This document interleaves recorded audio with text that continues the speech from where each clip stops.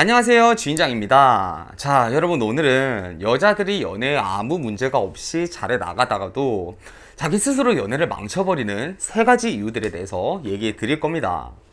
여자들이 가장 원하는 형태의 연애는 아무래도 나보다는 남자 쪽에서 나를 좀 더 많이 좋아하고, 그런 감정을 바탕으로 나를 이해해주고, 때로는 내가 합리적이지 않게 억지를 부리더라도 나를 사랑하는 마음으로 감싸주는 그런 형태의 연애를 할 수 있다면, 이런 형태의 연애를 하고 싶은 것이 어떻게 보면 연애에서의 당연한 로망이라고 얘기할 수 있을 겁니다. 자, 그러다 보니까 기본적으로 연애에서 남자보다 좀 더 내가 위에 있는 갑의 위치에서의 연애에 대한 갈망이 있고, 심지어 남자가 헤어지자는 얘기가 나온 이별 위기를 겨우 극복하고 재회를 한 상황에서도 다시 욕심을 부려서 어떻게 예전처럼 남자가 내 감정 투정 등을 받아주게 만들 수 있을까, 이런 고민을 하시는 여자분들이 재회 후에 과반수예요. 하지만 연애에서 가장 중요한 건 내가 갑이고 을이고 이런 경쟁적인 관계를 남자와 형성하기보다는 서로의 부족한 부분들을 보완하고 롱런할 수 있는 서로 윈윈의 관계를 구축하는 것이 가장 좋은 겁니다. 우리가 사업 파트너를 고른다고 봤을 때 대기업과 하청업체처럼 압도적인 규모 차이가 나지 않는 이상에 서로 이 사람과 사업을 함께 진행하는 것이 나에게 이익이 되지 않는다면 이 파트너와 일을 할 수 없듯이, 연애에서도 내가 갑의 연애를 하더라도 상대방이 나로 인해서 충분히 만족하고 이 만족감을 얻지 않는 이상 단순히 상대방이 나를 사랑한다는 감정에 의해서 나에게 갑의 위치를 꾸준히 유지시켜주면서 연애관계를 끝까지 이어갈 수는 없습니다. 오래 연애를 할 수는 있어도 결혼을 하고 인생의 동반자로서 끝까지 삶을 함께 걸어가는 결론에 다다르기는 힘들다는 것이죠. 오늘은 남자가 나를 너무 사랑함에도 불구하고 남자가 지쳐서 나를 떠나가게 만드는 여자들의 대표적인 연애에서의 잘못된 태도 3가지 얘기해 드리겠습니다. 자, 첫 번째, 연애에서 남자한테 희생받는 것이 당연하다라는 인식이 있습니다. 자, 어릴 때의 연애가 중요한 이유가 인생에서 초반에 겪는 연애의 경험들이 연애에 대한 기본적인 인식을 결정하기 때문이에요. 어린 시절 연애에서 남자가 나를 다 받아주고 어린아이 대하듯이 공주 대접을 해줬다면, 이런 여자들에게 연애는 남자가 나를 공주 대접해주고 내 감정을 다 받아주고 져주는 거구나, 이런 기준이 생깁니다. 반대로 기센 남자를 만나서 연애에서 목소리도 내지 못하고 기가 눌려서 연애를 했던 여자라면, 연애는 누군가가 나를 통제할 수 있는 거구나, 이런 기준들이 생기겠죠. 물론 나이가 들면서 이런 생각은 얼마든지 추후 바뀔 수가 있고, 내가 어린 시절 한 연애가 바람직하지 않았다는 걸 깨닫고 태도가 바뀔 수 있지만, 특히나 20대를 거쳐서 20대 중반을 넘어가면서까지 남자들에게 꾸준히 호감을 받고 나한테 헌신하는 남자들만 골라만 나온 여자들의 경우엔 남자가 나를 감정적으로 줘주지 않으면 만족을 할 수가 없는 여자들이 있습니다.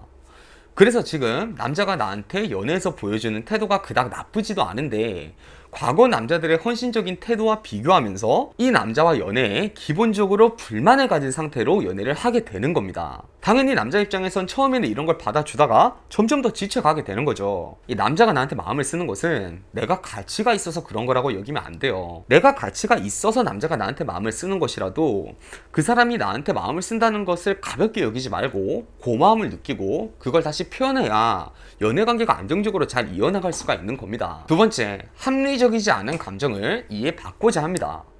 연애를 하면서 때로는 합리적이지 않더라도 그냥 내 욕심이든 이기심이든 거두절미하고 내 감정을 남자친구가 받아주길 바랄 때가 있습니다. 물론 이런 걸 상대방이 잘 받아주는 성향이라거나 내가 말하는 방식이나 주제가 어느 정도 상대가 받아들이거나 기억해 볼 수 있는 수준이면 괜찮습니다.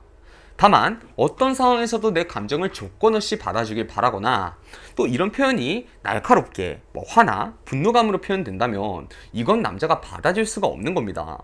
그래서 연애를 할 때는 자기 감정을 자기가 책임질 줄 아는 태도가 필요해요.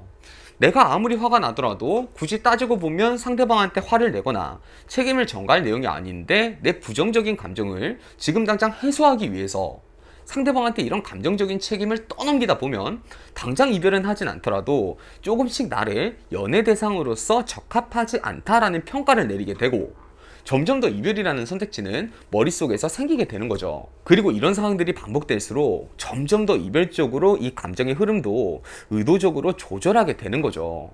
그리고 어느 순간 자신이 어느 정도 마음이 정리가 끝나고 참을 수 있는 정도가 넘어갔을 때 우리 입장에서는 굉장히 갑작스러운 이별을 얘기하게 되는 겁니다. 합리적이지 않고 내 스스로가 만들어낸 서운함은 스스로가 해소하는 방법을 배워야 합니다. 자, 세 번째, 이 순간적인 자존심을 굽히지 못합니다. 연애를 하다 보면 항상 내 자존심만 내세울 수 있는 건 아니에요. 때로는 내가 자존심이 상하더라도 상대방한테 져줘야 하는 상황도 있고, 또 반대로 상대방이 나한테 져주는 상황도 있는 거죠.